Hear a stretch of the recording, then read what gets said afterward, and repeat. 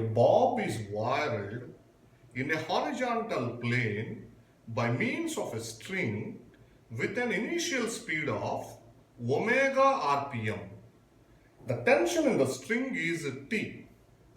If speed becomes 2 omega while keeping the same radius, the tension in the string becomes.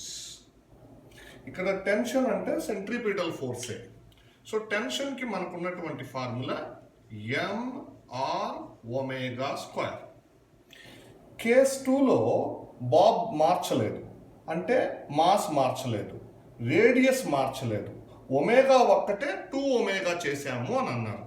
అంటే case 2లో టెన్షన్ని మనం T2 అనుకుంటే mass మార్చలేదు కాబట్టి ఎం, రేడియస్ మార్చలేదు ఆర్, ఒమేగా మాత్రం 2 ఒమేగా చేశారు.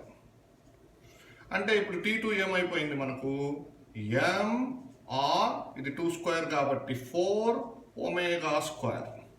సో ఎంఆర్ ఒమేగా స్క్వేర్ ఎలాగో టీ అనుకున్నాం కదా, సో 4t. సో ఆన్సర్ మనకు 4t అవుతుంది. ఇది